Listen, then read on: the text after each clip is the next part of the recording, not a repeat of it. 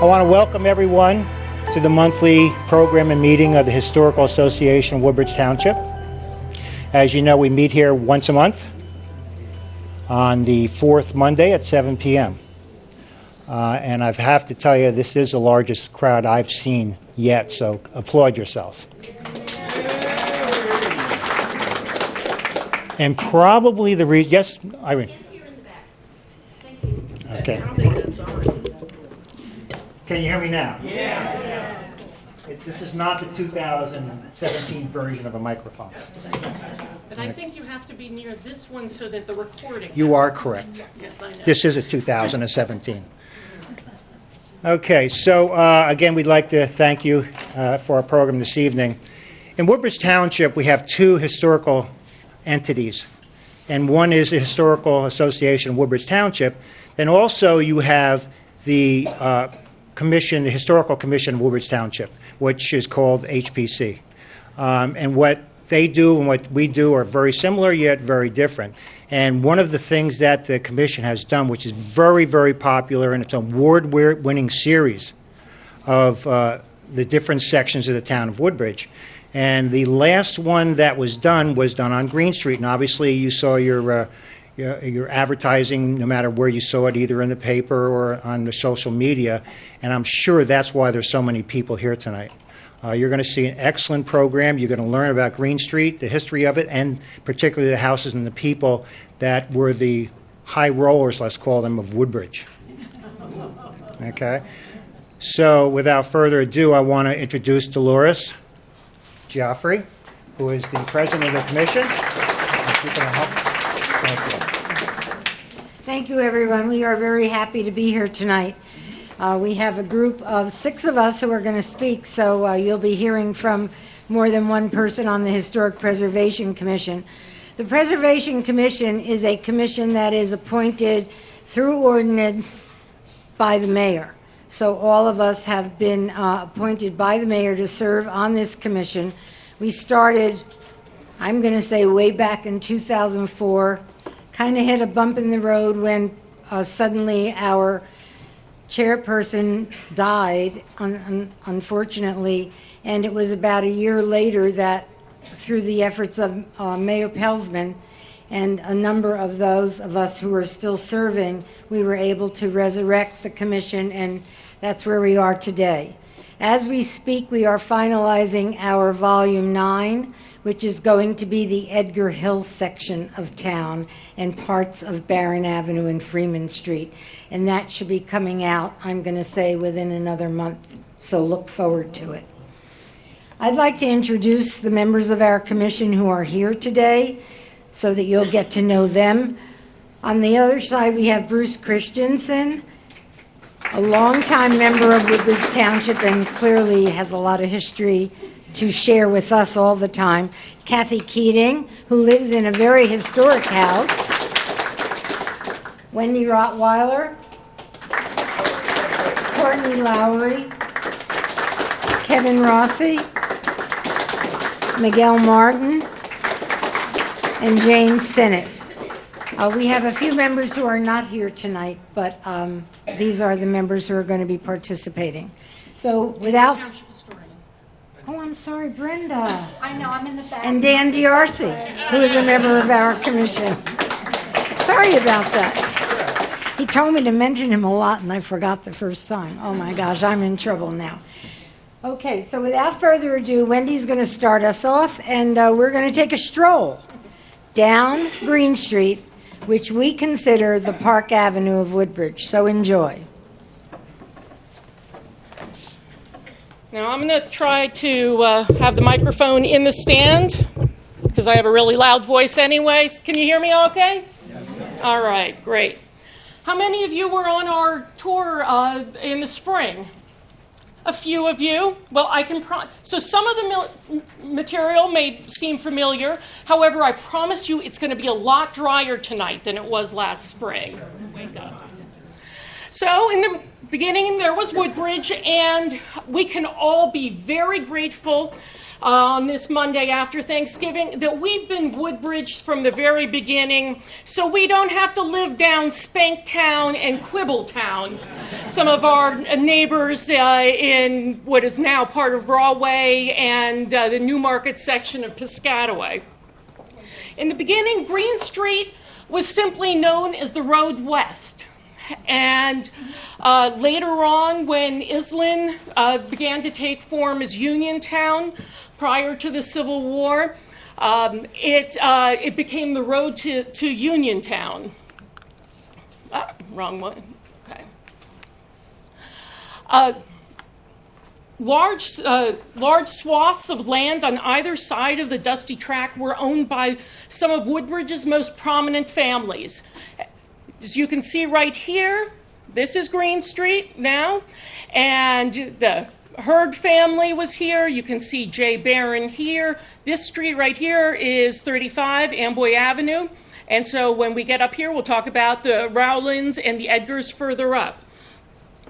The Hurds once owned lots on the south side along what had become known as Hurd's Brook.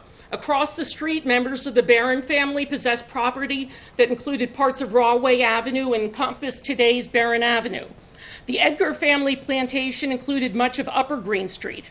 A virtual who's who of early Woodbridge families, including the Potters, Dalleys, Strikers, Paynes, Freemans, Coddingtons, Frazeys, Dunhams, Prowls, Comptons, Bloomfields, and Harneds, owned parcels on the street. Over the centuries, properties were swapped, sold, dowered, forfeited, and subdivided as Greene Street developed.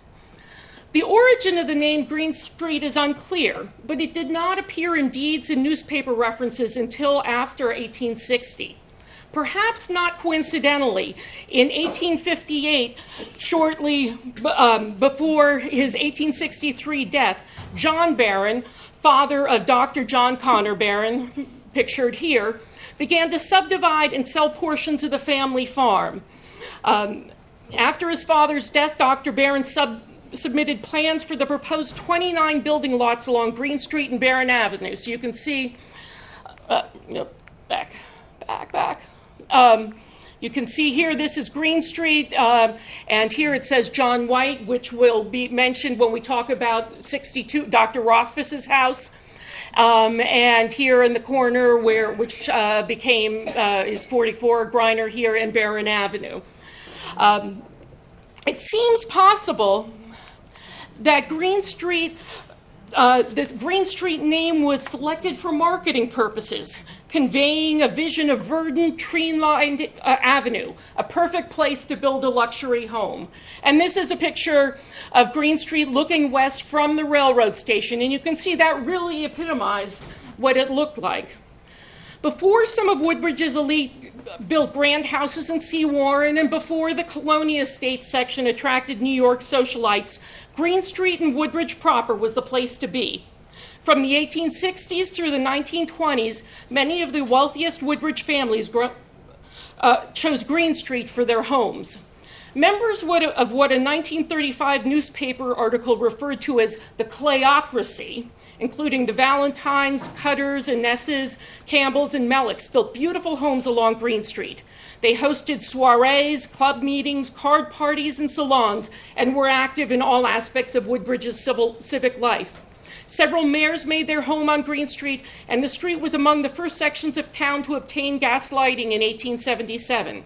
In 1990, most of the Valentines living on Greene Street, and at one time there were 7 Valentine houses along the lower section, and their neighbors lobbied the town council to improve their road with paving bricks. The quality of life along the road west attracted fine folk desirous of an accessible, cultured, and peaceful retreat. In 1899, Professor Fitzgerald Tisdale of New York City built a grand summer residence on the north side of Greene Street.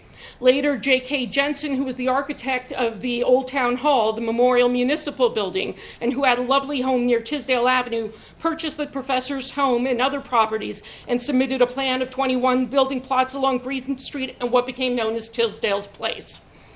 Over the years, some of the grand homes lining Greene Street have been lost to fire, deterioration, and development. But many still remain and remind us why Greene Street was the Park Avenue of Woodbridge.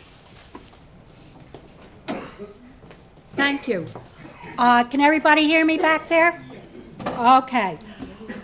Before we go back to Greene Street, we're just going to go back in time to the settling of Woodbridge and the Kirk Green, this concept of a Kirk Green where we have the First Presbyterian Church.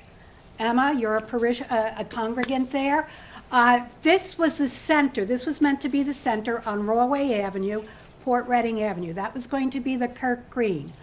Well, if you look at Greene Street on Rawway Avenue, it's a block further going south.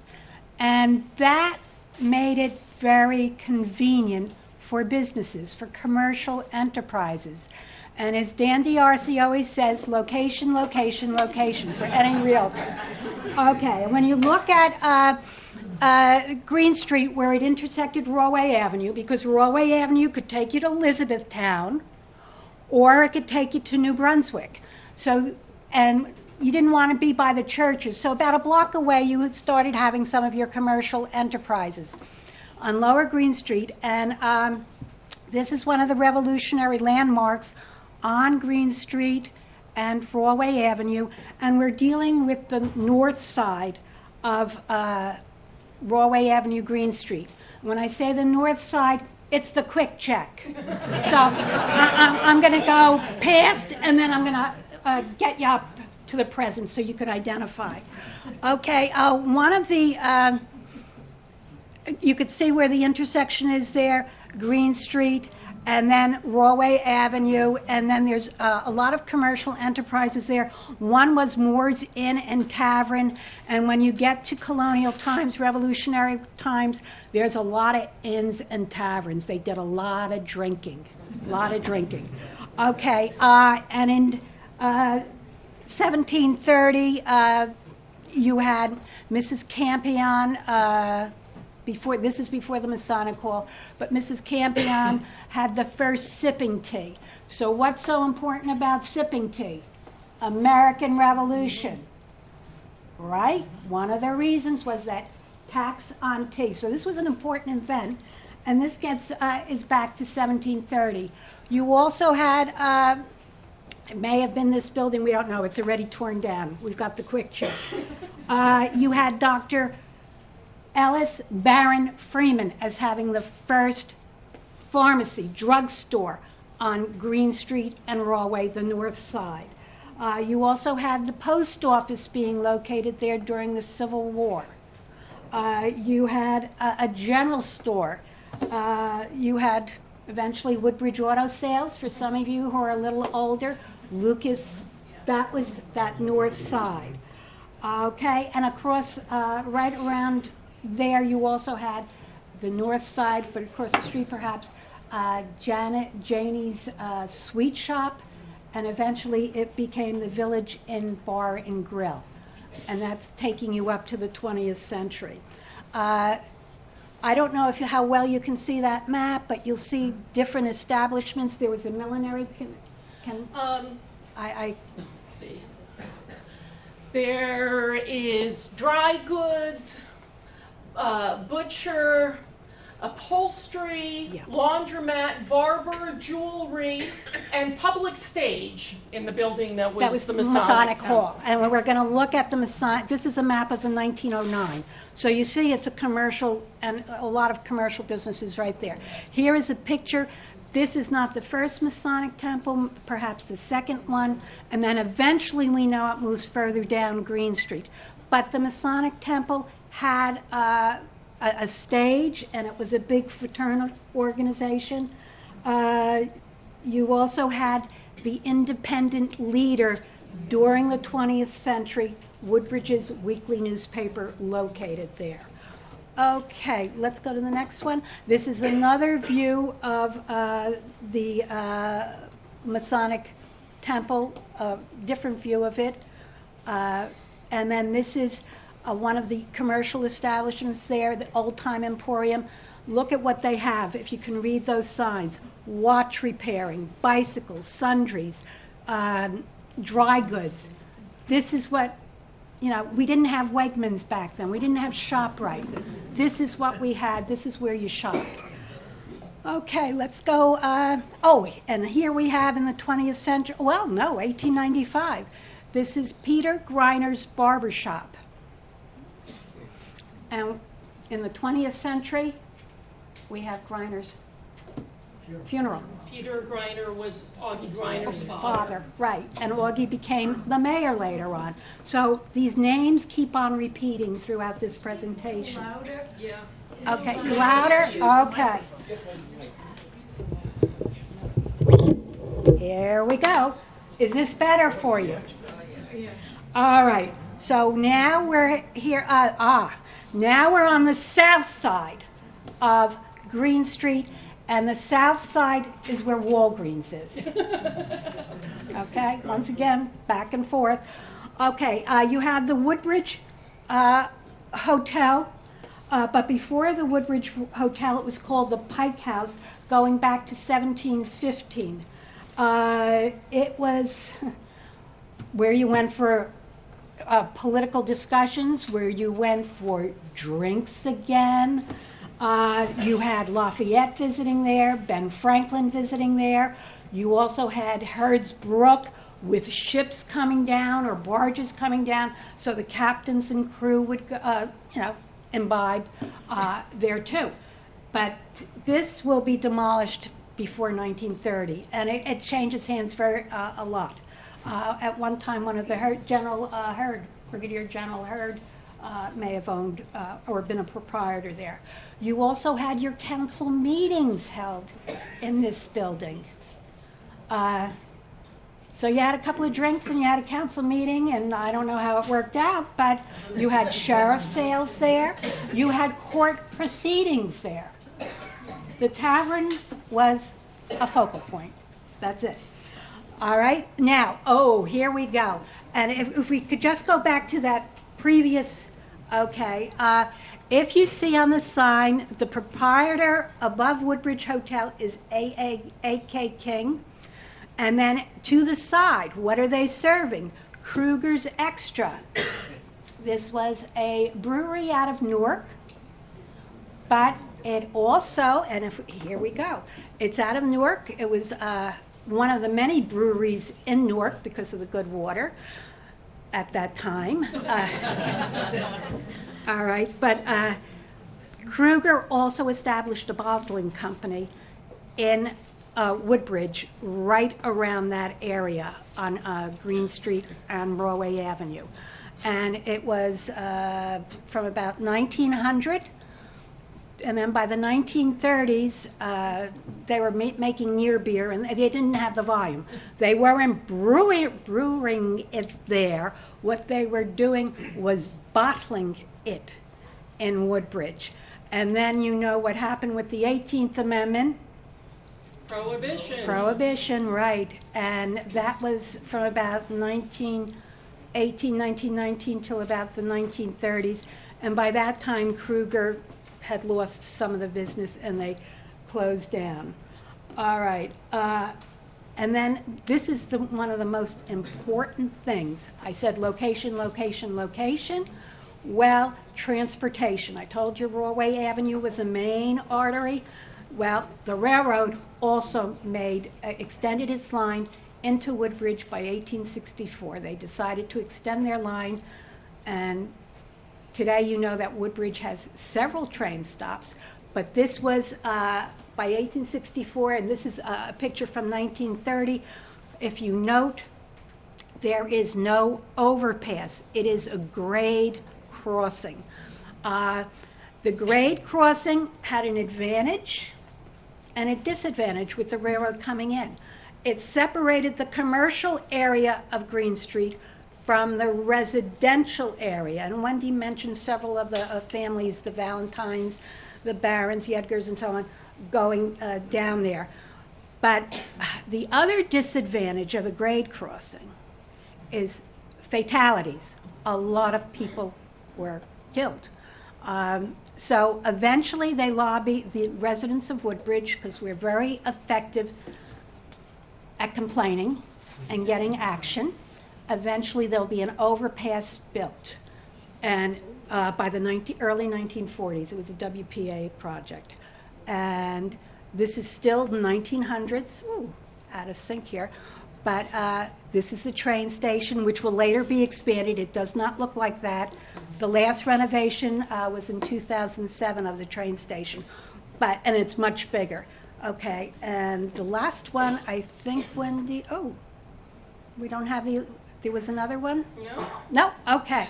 So, you know that the train will eventually go down the shore, and it connected Woodbridge with the shore, with Rahway, Elizabeth, Newark, New York.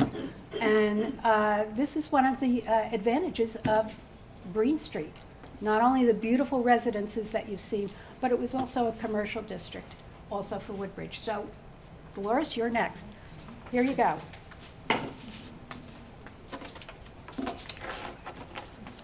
So the tour is going to continue, but we're going to be going down the south side of Greene Street and coming back on the north side. So the homes that I'll be talking about now are all on the south side of Greene Street, and we're going to begin with 47 Greene. You'll probably recognize a lot of these homes. We don't know a whole lot about 47 Greene Street. It probably was built around 1905 by Nils Johnson. And that's really about all we've learned. And understand that all of these homes were researched at the county, in the county, through all of the files that were there. So some had a lot of information, others did not. And then, of course, we learned a lot of things from other individuals who have been around for a while. Moving from that, we'll move to 57 Greene Street. It probably goes back to 1871.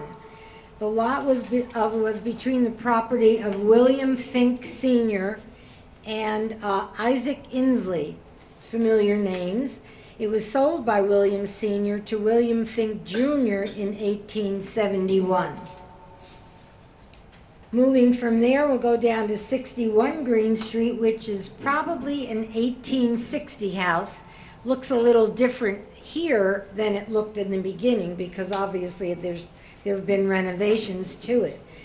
It was probably a house owned by the Demarists, another familiar name. It was inherited by Henry Demarest from his father David Demarest, and was sold by Henry's executors in 1899 to Clarence Turner. Moving down to 65 Greene Street, this was a Fink house, construction between 1850 and 1861. It's a vernacular Greek revival. Notice the top of the house, a center gable, and later a later porch. It's also known as the Campbell Hoy House. Many of you might remember Pat Hoy. Pat Hoy lived in this house for a very long time. It was included in the walking tour of Woodbridge, which was in 1983. And what they said about the house is, it was purchased in 1899 by Charles and Elisha Fink. Charles was the youngest son of William Fink and the brother to William Jr. The house in 1918 became the property of Leon Campbell, father of Patricia Campbell Hoy. Windows contain the original glass. The doorknobs are china. The original locks can be seen on most of the doors. The structure is clapboard. The walls are lined with handmade brick. Pat sold that. It became known later as the Pat Hoy House, and she sold that house in 1994 to James Algan. From there, we'll move down to 67 Greene Street, which is the J.C. Wright House. Construction between 1850 and 1861. Also has that center gable and later porch. It was a long time home of Mary Emma Dally, who was daughter of Samuel and Catherine Dally. They lived on Main Street. Born in 1855, Mary's first husband was William Franklin. Her second husband was Harry Osborne. She died in the house in 1948 at age 81, survived by her son William R. Franklin, grandson William R. Franklin, and great-grandson William Albert Franklin. A lot of Franklins. This empty lot, which is now an empty lot, had this beautiful home between 67 and 81 Greene Street. Do you also know what that home was later on after all the families left it? The Italian American Club house that was in there for quite a while. This in Bob McEwen's Volume 2 book, he writes, William Lawrence Harnett, vice president of the Woodbridge Trust Company, and his wife Lulu resided in this gracious Greene Street homestead for years. It was later owned by William's son, Leon Harnett, also a banker, and his wife, Helen Valentine Harnett. At one time, the large backyard was filled with fruit trees, a grape arbor, and a goldfish pond. All of these homes on the south side of Greene Street have property all the way to where Hurd's Brook was located. So their property was 300 feet deep at the minimum. All of the properties ended at Hurd's Brook. Moving to 81 Greene Street, this house sits on the corner of Greene Street and School Street. It's very different from all of the other houses on Greene Street because it is a red brick house, and you didn't find too many brick houses on Greene Street. The attractive home has an Italianate style with bracketed cornice, you can still see it there, and segmentally arched windows. It was built by Charles Newton in about 1866. In 1832, Alanson Newton moved his family from New York, purchased property from David Voorhees and Abraham Voorhees, and became one of the many farmers who worked the land in this section of Woodbridge. In 1861, Alanson's second son, Charles Newton, enlisted in New York City and served as a first lieutenant and quartermaster of the 38th Regiment, New York Infantry. He returned to Woodbridge in 1866 and took up residence on Greene Street.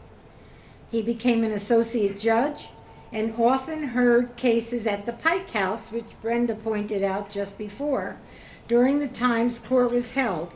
Interestingly, it was held at the Pike House. You wonder if he had drinks before he was hearing cases. He died in 1899 and was buried in the family plot in the Trinity Episcopal Church Cemetery, which, by the way, is one of the oldest cemeteries around. His widow, Josephine Newton, continued to live there until shortly before her death in 1939. Purchased by the Demarest in 1941, the house remained in the family until 1980. It still stands on that corner and right now is a private residence and is owned by the gentleman who owns Floral Expressions. 87 Greene Street was built in the 1880s, and tonight we're very lucky to have with us Irv Hyatt, who is the latest resident of 87 Greene. Again, it's a vernacular style, gable wing project at the left with two-story polygonal bay. Porch was removed, and you can see it was a porch was added in the front. Isaac Inley owned the land. It was bought by Peter Roback in 1879, who's probably responsible for building this house. It has various owners, but one of the more famous owners is Dr. Fred Kessler, who lived there with his wife, Stephanie Kessler, bought the property in 1952, and operated his medical practice from that home. Irv Hyatt and his wife bought the house in 1969 but before that, the Hyatt family lived there. 95 Greene Street is possibly the oldest existing home on Greene Street. This is a side gable colonial revival house with a simple entablature Greek revival entry on the left and a covered portico on the right. It was most likely constructed around 1840 by Gilbert Hurd, another name you've heard over and over again. James Stryker purchased the land in 1852 from John Barron, but was not able to pay his mortgage, and Gilbert Hurd purchased it at a sheriff's sale in 1834. Gilbert Hurd was the son of John Hurd, a nephew of General Nathaniel Hurd, who arrested Royal Governor William Frank in 1776. After John Hurd's death, Gilbert's mother Elizabeth Moore married Ellis Barton, son of Samuel Barton and Elizabeth Frazee. In 1864, Freeman Hurd, Gilbert's widow, sold the property to the ministers of the Trinity Episcopal Church, and that was used as a parsonage for the Trinity Episcopal Church. Then George Hance purchased the Jonathan Dunham House on Rahway Avenue, which you all probably know is part of the Trinity Episcopal Church property. He renovated the house and turned the house into the rectory, and then donated it to the Trinity Church, so all of Trinity Church was now on Rahway Avenue. The property was bought by Susan Arrowsmith in 1872, and she and her sister Jane ran a private school for young women. However, unable to sustain their academic efforts, they sold the house in 1874 to Sarah Hance, wife of George Hance. In 1877, he ran some ads in the local paper, the Independent Hour, and the ad said, "The subscriber offers for sale or rent the well-built house on Greene Street, formerly occupied by Miss Arrowsmith, containing 12 rooms with 2 acres adjoining, 3 minutes walk from the railroad station." Now, if you go down that side of Greene Street, there is a small Cape Cod house between the Hyatt House and this house.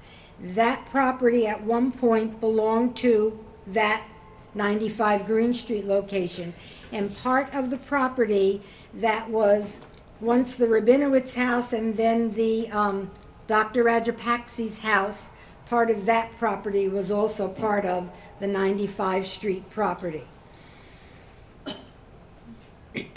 They also announced that the house was 3 minutes walk from the railroad station.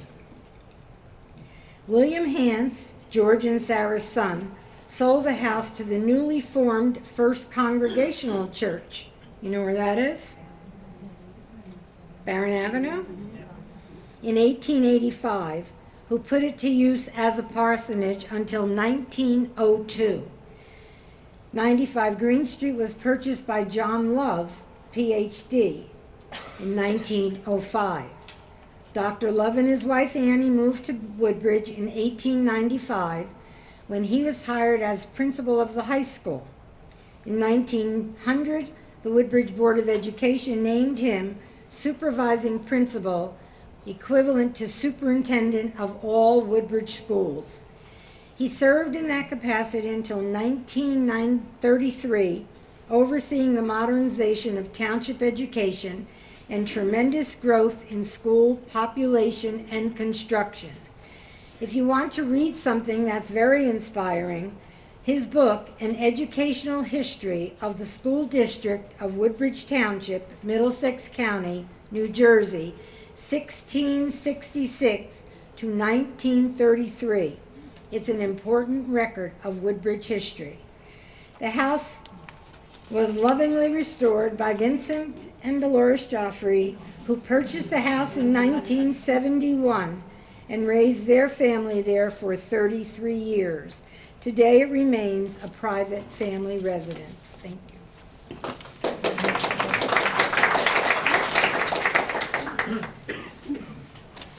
Good evening, everybody. We'll move to 109 Greene Street next. You'll recognize this as the property currently occupied by the realtor Stern and Dragosset. It's 1877 Second Empire style.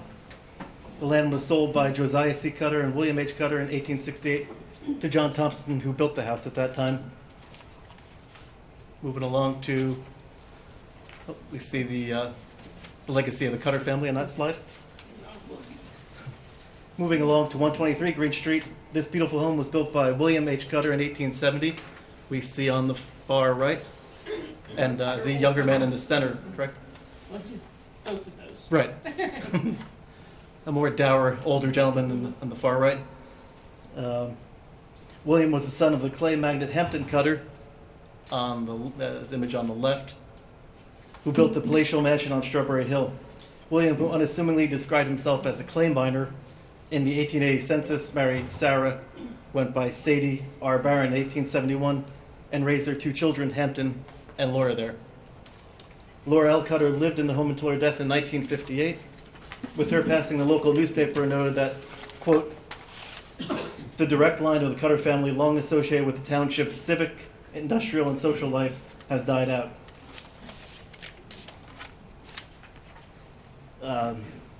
This is a classic Italianate-style building. Features a centered gable on each side of its facades. The roof is hipped with broad overhanging eaves, decorated with brackets, and a cupola perched at the top. The window crowns feature a unique combination of a simple pediment supported by small brackets. Hard to see, obscured here by the trees. Oh, a better view there of the detail at the top of the house. The home was faithfully restored by the Central Jersey Federal Credit Union, who purchased the home in 1993. It now houses the pediatric dental practice of Dr. Joseph Silverman. And in 2015, the Woodbridge Township Historic Preservation Commission, our organization, awarded the first annual Historic House plaque to the owner in recognition of their continued preservation of this notable building. And there we see the modern restored version of this building. Moving along to 125 Greene Street. It was built on part of the property that was willed to Nancy Blackney by Sarah Hurd and later acquired by the Cutter family, who we saw affiliated with the previous property. Built circa 1917, this colonial revival home was had a roof hipped with a single prominent ridge, the eaves broadly overhang with decorative timbers projecting below the gutter line. You'll see below those features in the eaves above the shuttered windows. The symmetrical front elevation features pairs of spaced windows on the second floor with triple windows on the first floor. The upper sashes of the windows are divided into 6 or 8 panes, while the bottom sash has a single pane. Difficult to see there with the shrubs. The entry features a portico decorated with dental white columns and pilasters supported by the pediment and decorative rail above. Also a little tough to see with the overgrown shrubs, but you get the idea with the entryway with the pilasters. In 1923, Hampton Cutter married Miss Edith Whitney of Houstonville, New York, who had been a member of the faculty of the high school on Barron Ave. There we see Edith Cutter in the left picture with her cat. The new couple moved into his parents' home at 123 Greene Street, and in 1924 commissioned plans for their new colonial revival-style house to be built next door. Construction took 3 years, and the Cutters moved into 125 Greene Street in 1927. The couple became pillars of the community. No pun intended with the architectural reference there. Hampton served on many local and civic and charitable boards, was trustee of the Barron Free Library and of the First Presbyterian Church, served on the school board and the Middlesex County Vocational School Board, and donated the land at the corner of Convoy Boulevard and Florida Grove Road, the Girls Vocational School, which was built in 1939. Now known as the Academy, one of the top charter academies in our county. The Cutters had no children, and Hampton died in 1947. Mrs. Cutter continued to be active in the Women's Club of Woodbridge, the Janet Gage chapter of the Daughters of the American Revolution, and other community organizations. She passed away in 1970. And in 1971, Byron Dunham purchased the property from the William H. and Sadie R. Cutter Trust Fund, and the Dunham family have lived there ever since.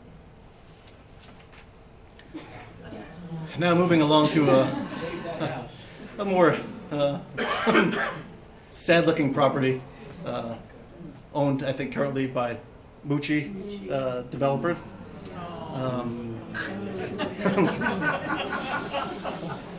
129 Greene Street rests on property once owned by several significant individuals in Woodbridge history. In 1835, the property was purchased by Rene Pardasis, who, along with Gage Inslee, a name previously mentioned by Dolores and her properties, founded the nearby Salamander Works in 1825. In 1843, the property passed to the Blackney family, who owned several properties along the south side of Greene Street. In 1873, the Cutters purchased the lot. Built circa 1895, this is a cross-gable Queen Anne home with the side gable formed by a full height bay.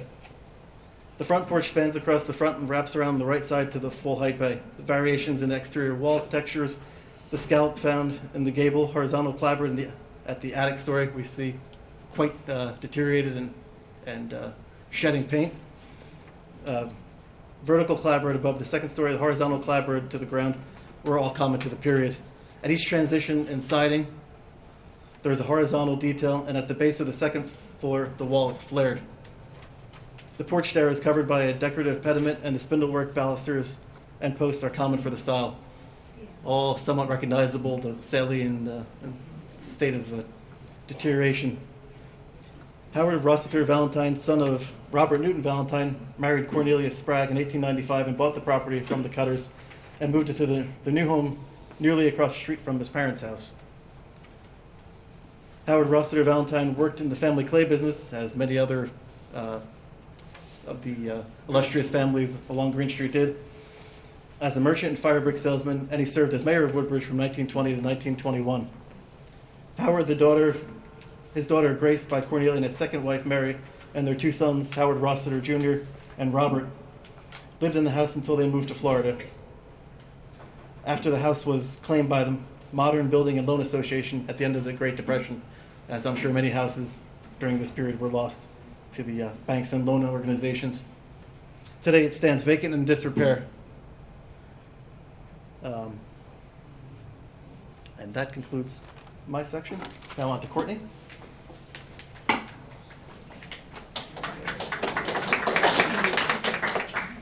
Okay. So we're going to start with 175 Greene Street. This is looking towards, there it is, right there. Okay. This house was built around 1896. Land was sold to William Edgar by Clarkson Edgar in 1771. A different William Edgar inherited it from yet another William Edgar, also known as Billy, in 1847.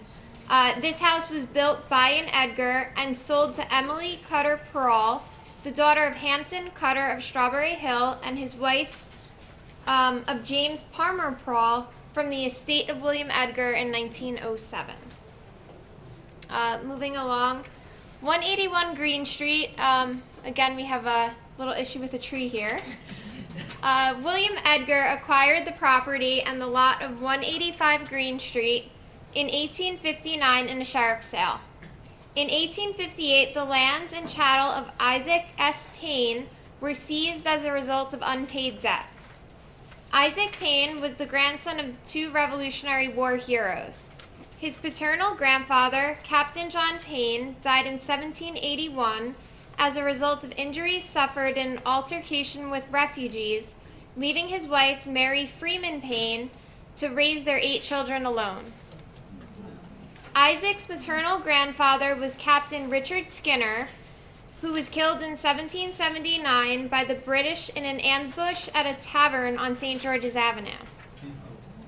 Isaac S. was the youngest of the 8 children of Isaac and Anna Skinner Payne.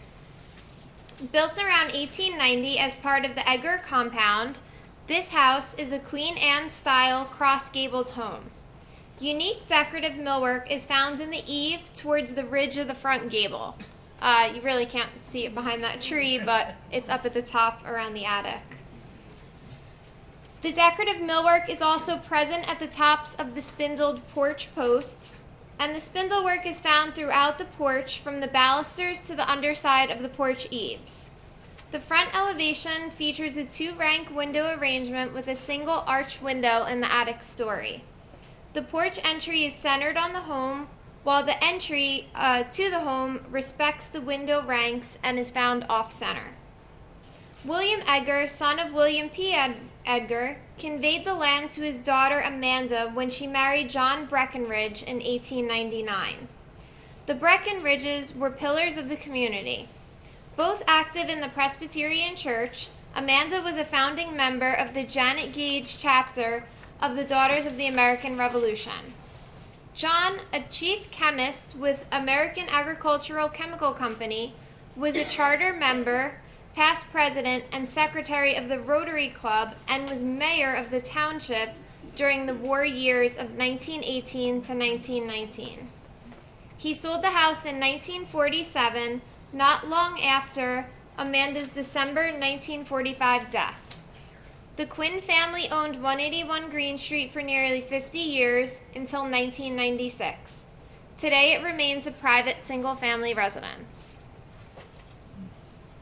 185 Greene Street was built around 1880 by William Edgar.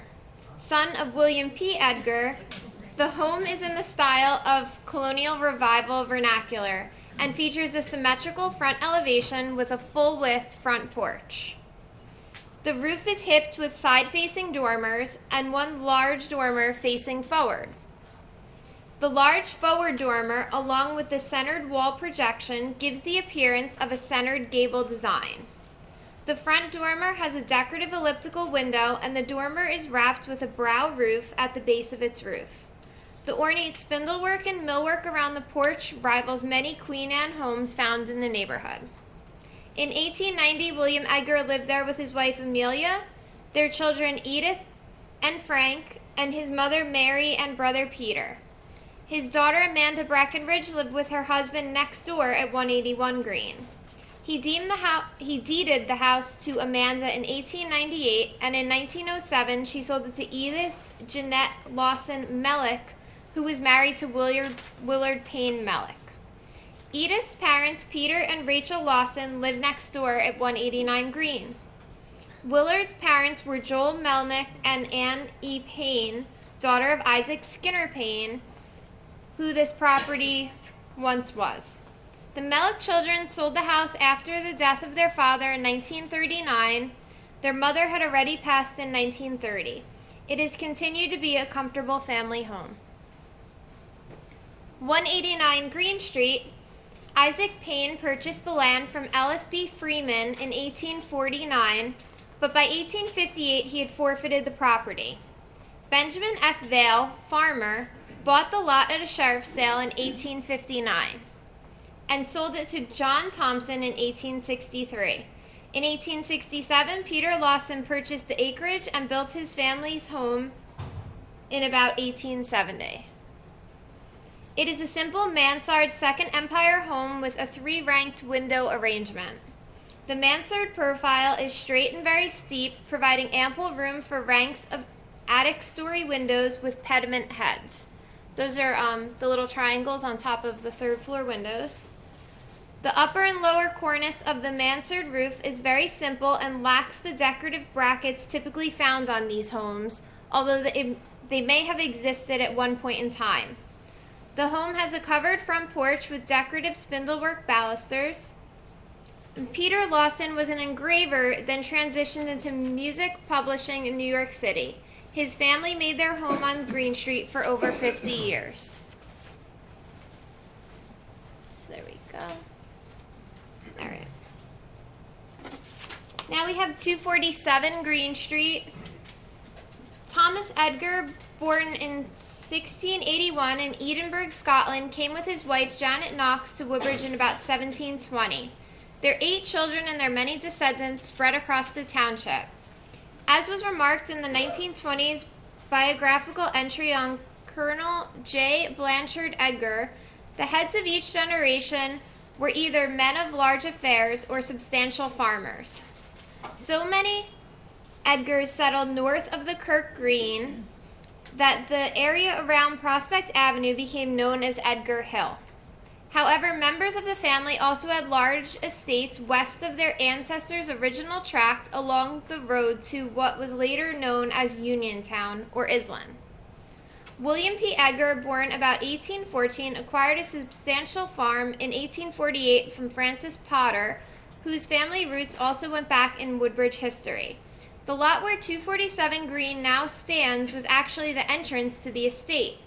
The main house was about a quarter of a mile back, near what would now be Boscov's at Woodbridge Center. Unoccupied at that time, it burned down sometime shortly after World War II. 247 Greene was built about 1850, although parts of the structure may date back further. Reportedly built for one of the daughters of William P. Edgar, at the time of her marriage, her father added on to it as the family grew. Built in a vernacular Greek Revival style with a wide Greek Revival door, the home remained in the Edgar family until it was sold in 1917 by Amelia Edgar, the widow of William P.'s son William. In 1921, it was purchased by Peter and Margaret Leahy. Both Irish immigrants, Peter, born about 1865, came to the U.S. in 1883 and eventually settled in Perth Amboy, where he found work as a stationary engineer operating heavy machinery.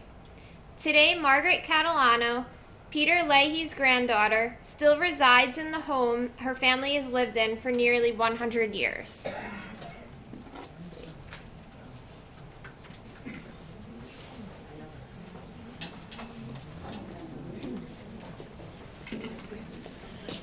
Our next property is at the very end of Greene Street, where there's now the clay factory.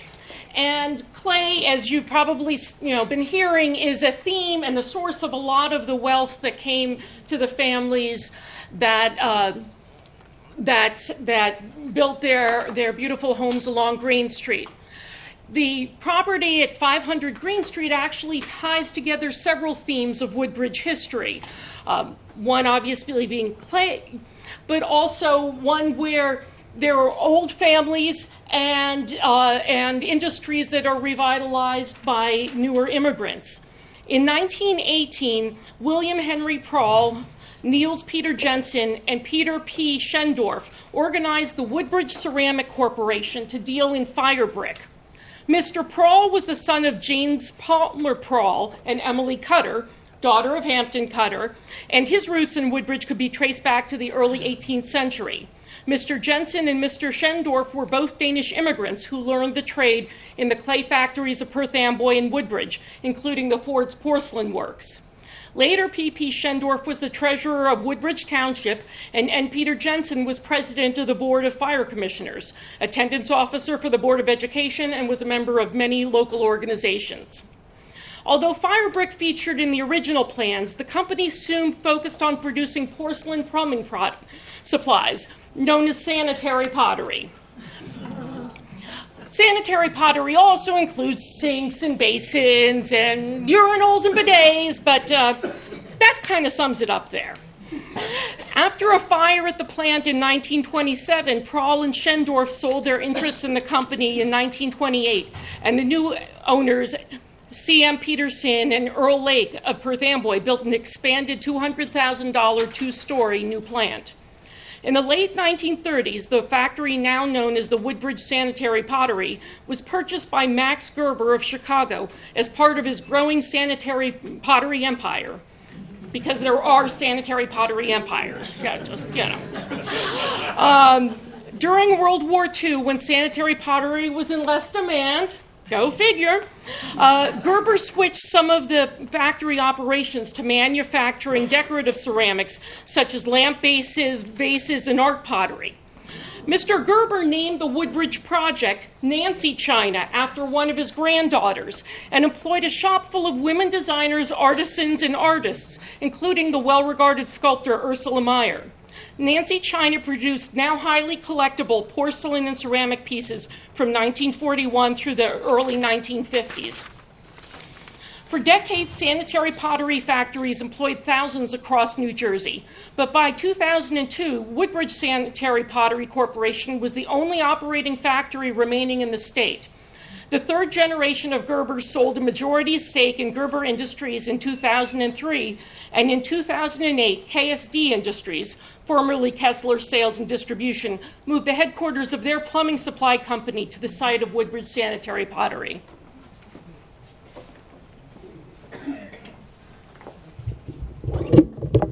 Thank you. The next one, this is 172 Greene Street, as you see.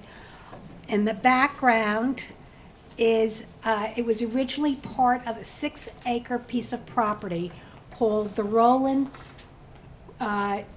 Corner, or the Roland Inn and Tavern. Once again, I'm back to taverns.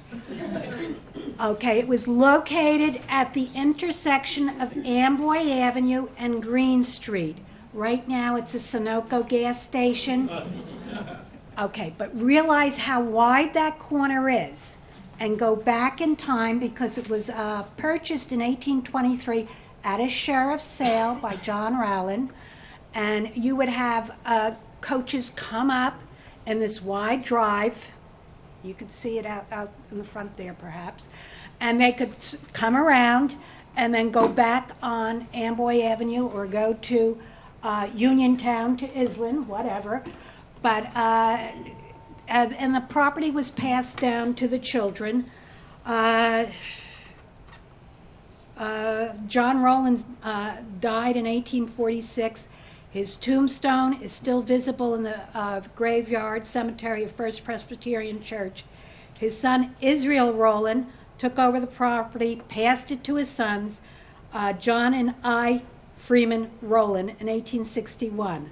Rowland Place, or Rowland Place, which runs parallel to Greene Street, was named for the family. And then to the right, you see the 172 Greene Street. Freeman Rowland sold the house to Claude and Jenny Decker, who built this house with a mixture of colonial revival and arts and crafts details, including deeply projecting pediments and historic multi-light sash and entrance door. Today, and it's like a blue-gray, today it is still a private residence. And Miguel, you're next.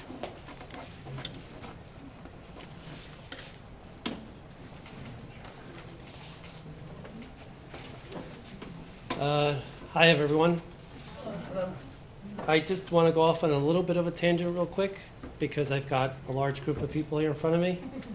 The commission has been working eagerly for the last 2 to 3 years on a revised preservation ordinance for the township. I'm kindly asking that since everyone here has the same interests that we do, that you please reach out to your local councilperson and kindly remind them the importance of having a proper ordinance that not only creates the commission but also preserves some of this history in our township. So I'm going to begin here with 146 Greene Street. This is the other brick house on the street. It was built in 1919 next to the Mulford D. Valentine's house. It is a side-gabled home featuring brick arches over the entry and the side addition on the left there.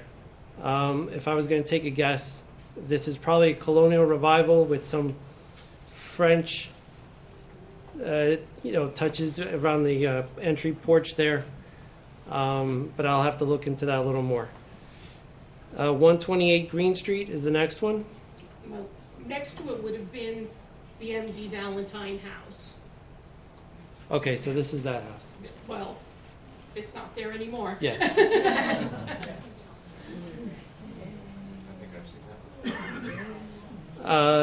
This was once one of the 7 gracious Valentine family homes that lined Greene Street. Robert Newton Valentine built his vernacular Italianate-style house with first-floor French doors and original double doors around 1870.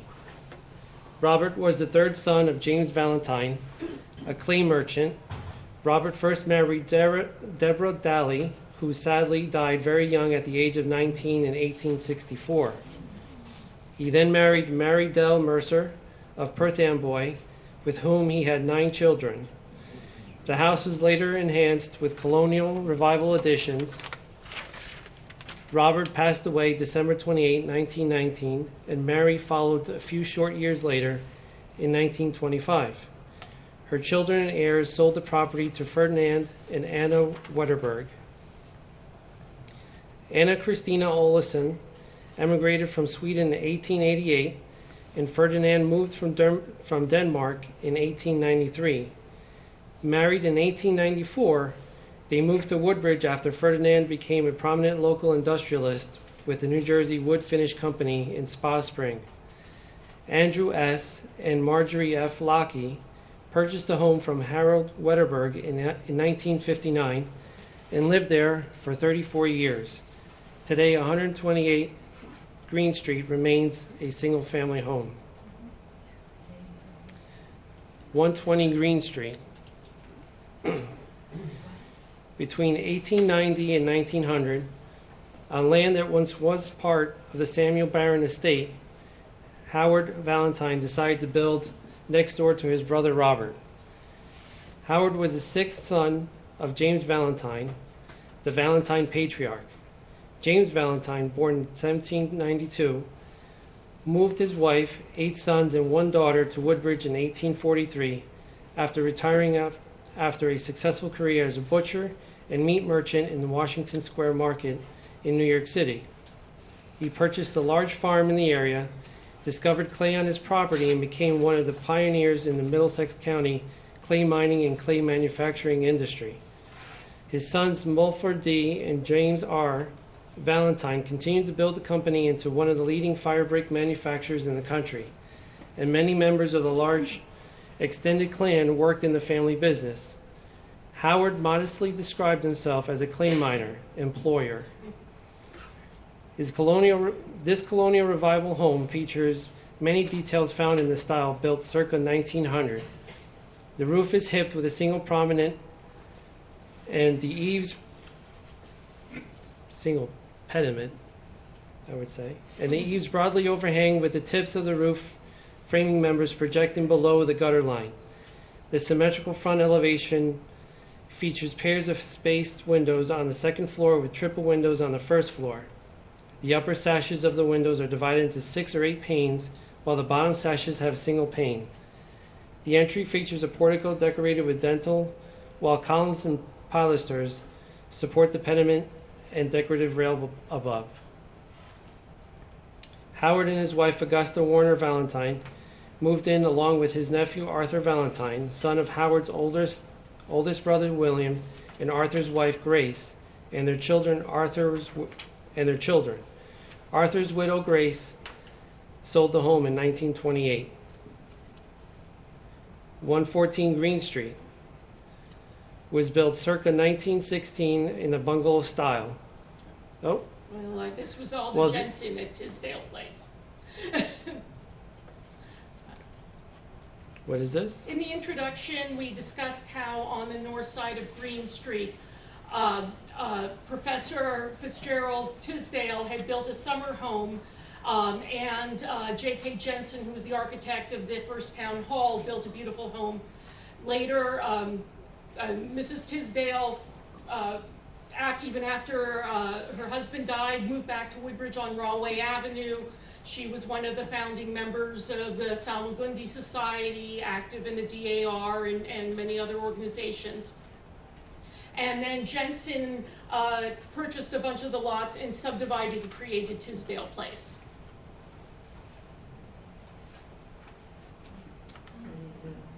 Right. So then 114 Greene Street, so if you want to go back to the slide with the map. So 114 Greene Street would be that top left, right, where she's pointing at right now. So 114 Greene Street was built circa 1916 in the bungalow style. It has a gabled dormer in the front.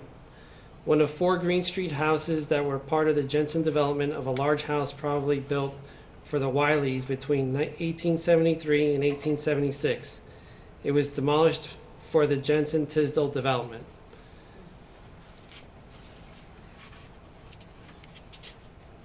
94 Greene Street. The creation of the Americas Lodge Number 83, F&AM Masonic Order of Woodbridge, was authorized by the Grand Lodge in Trenton in January 1868. The first meeting was convened in a room above Steel Sash and Blind Factory on Upper Main Street and was attended by 10 members. William T. Ames, Isaac Inslee Jr., who had led the charge to form the new lodge, and Charles Demarest, Charles Campbell, Samuel Harnd, Charles Daly, Charles M. Daly, William B. Reed, Robert Wiley, and Daniel Brown. A few months later, the lodge began meeting in the Frank Miller Building on Main Street, which was next to today's Il Costello restaurant. 6 years later, in 1874, the Americas Lodge found more permanent accommodations on the third floor of 20 Greene Street, a building that became known as the Masonic Lodge.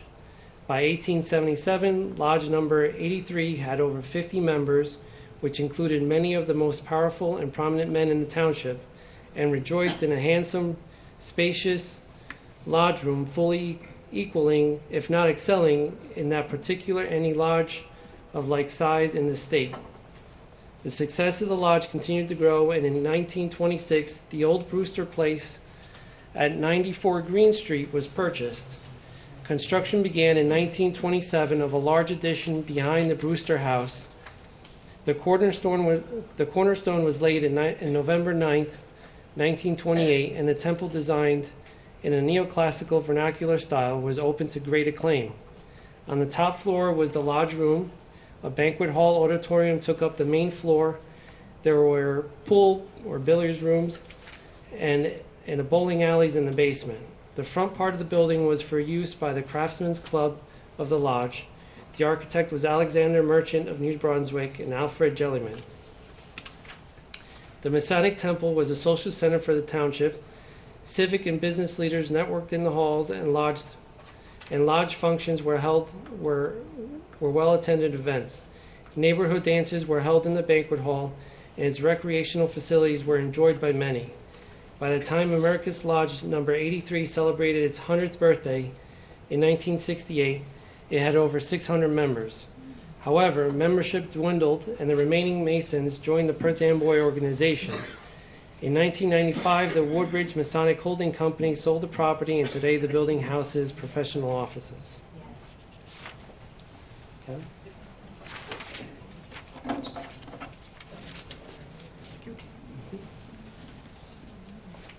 The next property is a property that all of you should recognize, and I know it's near and dear to many people on HAUT as well as the HBC, to hopefully one day be the future home of a history museum for Woodbridge Township.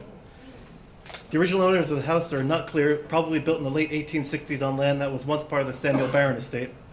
It may have been constructed by Charles A. Campbell, born 1836, a native of Woodbridge who identified himself as a clay miner but was prominent and a successful businessman with many and varied financial interests, and purchased the property in 1869. Campbell was married to Susan Lee Clarkson, daughter of Noe and Catherine Frazee Clarkson. However, by 1876, the Campbells moved to their new home on Grove Ave, so their stay on Greene Street was short-lived. Constructed in a vernacular Italian style, the house features a later colonial revival neoclassical porch with a gazebo corner and a gabled gingerbread. All very ornate, and the features that will definitely lend itself to a beautiful museum, hopefully in the very near future. Frederick F. Anness of the Anness and Potter Fire Clay Company and his wife, Mina Potter Anness, acquired the house sometime prior to 1900 when they sold it to Edwin and Emma Valentine. The Valentines lived at 86 Greene until Emma, then a widow, sold it to the Kelly family in 1922. Several families found comfort and peace in these walls in the following decades. 86 Greene Street has been owned by the Spraggs since 1979. And hopefully soon the final proceedings will move along. Next we have 82 Greene Street. While the house appears to have been built in the 1860s, its original owners, again, have not been determined. What is certain is that by 1876, J. Madison Mellick and his family were living here. The Mellick family has been in Woodbridge the 18th century, and J. Madison was one of several members of his family working in the clay business. Once again, clay magnets. By 1900, 2 generations of another clay family were filling the many rooms of the spacious home, Charles A. and S., who had begun manufacturing fire brick at Spa Spring under the name of Charles and S. and Sons. His wife, Adeline G. Stagg, and his son, Frederick Fletcher and S., founder of the N.S. and Potter Clay Company, and his wife, Mina Potter. After the death of his mother in 1900, his father in 1903, and his wife in 1919, several tough losses, Frederick sold the house to Colby Dill. It's noted that Frederick Fletcher must have remarried and moved elsewhere on the street since 1923, says the missus was charming hostess and home on the Greene Street. Colby Dill was a chemical engineer with the Ressler and Haslecker in Perth Amboy, and he and his family resided at 82 until 1944. This property remains a private residence. Next is 72 Greene Street. In 1926, the Dills of 82 Greene Street subdivided their lot and sold the east portion to Claude W. Decker, a local builder and real estate developer. Mr. Decker built his family a beautiful modern home, and they lived there until 1938 when they moved to Ridgedale Ave in the Niagara Hill section of the township, where he has been building many fine homes, possibly featured in the next edition of our brochures focusing on Niagara Hill. In 1947, Henry H. Brereton, vice president of California Oil Company, a Standard Oil subsidiary, his wife Mary, and their 24-year-old son Robert moved into the home. Robert, blind since birth, was an accomplished concert pianist. On warm summer days, they say, neighbors and their friends would sit on their verandas and listen to him play. And on the right here, we see the current owner, Ray Zerpola, prominent township businessman, civic leader, and son of former Woodbridge Mayor Walter Zerpola. At the end of this, prior to Ray, in 1960, Bernard F. and Helen Hayes Dunnigan moved into the house. Bernard was the grandson of another Bernard who, like so many other families of Greene Street, made his fortune in clay. His parents were Maurice Peter Dunnigan and Jane Garrity. Bernard Dunnigan was a banker and stockbroker. He passed away in 2005 at the age of 99, and then again passed along to the Zerpola family. Moving along to 70 Greene Street. Beautiful example of Victorian and all the signature features of the different paint schemes and different siding. Charles and S., proprietor of the successful clay mining operation Charles and S. and Sons, purchased the property from John C. Barron in 1890, and in 1893 sold it to William A. Osborne, son of Cortlandt P. Osborne, a stonecutter and longtime resident of Woodbridge. This Queen Anne Victorian-style home was probably built sometime in these 3 years and has all the classic lines of the style. Adorned with the main hip roof with smaller cross gables, it boasts spindle work, balustrade for the porch rails and posts, along with scrolling brackets throughout. All, as you can see, detailed differently highlighted with the different color paint schemes. To the left is a tower with a steep roof and a covered porch protects the main entry. A Palladian window is present on the main front-facing gable. The Osbornes took up residence and were active participants in the community. William was a broker at a New York customs house until his death in 1915. His wife, Hannah Kathleen Kate, was a beloved resident and played a leading role in social and civic activities, as many of the residents of Greene Street did. Active in the Congregational Church, she taught Sunday school and was a member of Woodbridge Women's Club, the Salmagundi Society, the Friday Afternoon Bridge Club, and many other organizations until her passing in 1939. Their daughter, Ray, born in 1892, graduated from Woodbridge schools and attended the Trenton Normal School, now the College of New Jersey. After graduation, she joined the faculty of School Number 1, where she taught for nearly 50 years, until her retirement in 1963. Miss Osborne sold the Greene Street home in 1970, and again continues to be a private residence today. All right, we're down to the last 2 properties here.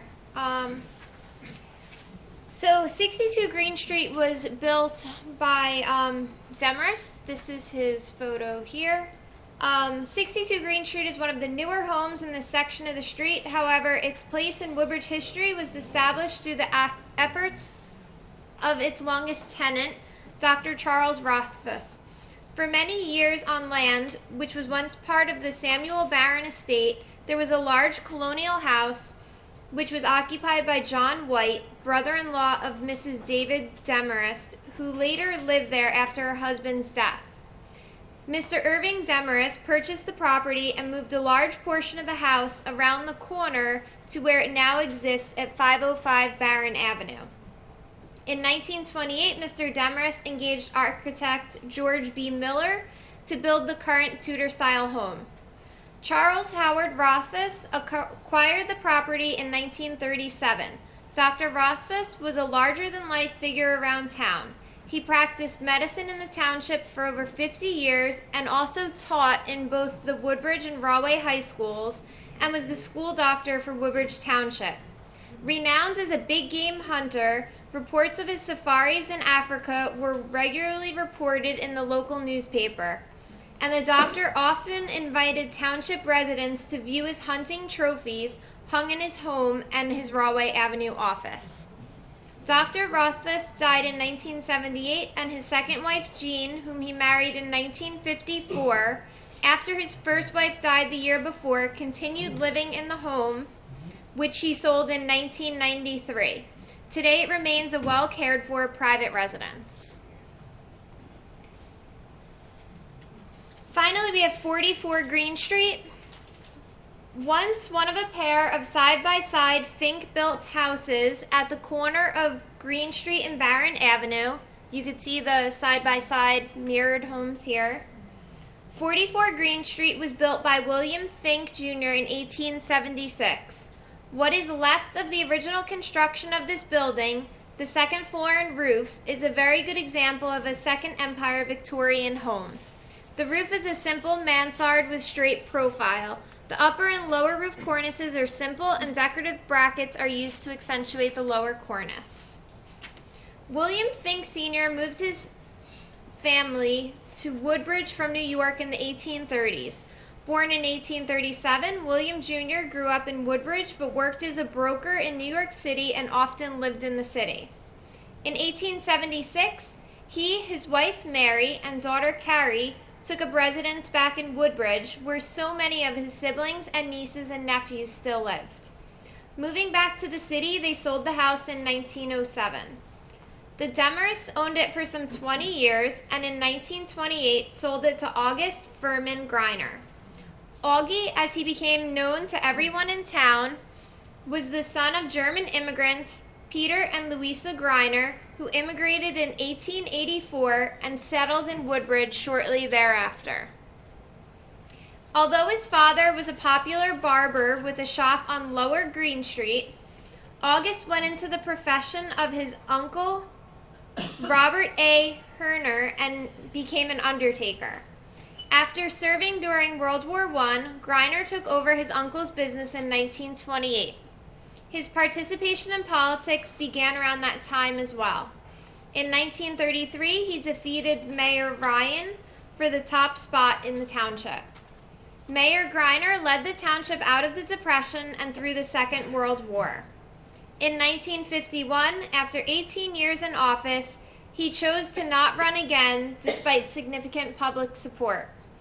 For the remainder of his life, until his death in 1965, he focused on his business, civic, and charitable work. His name and legacy live on in the Costello Greiner Funeral Home, still located at the corner of Barron and Greene Street.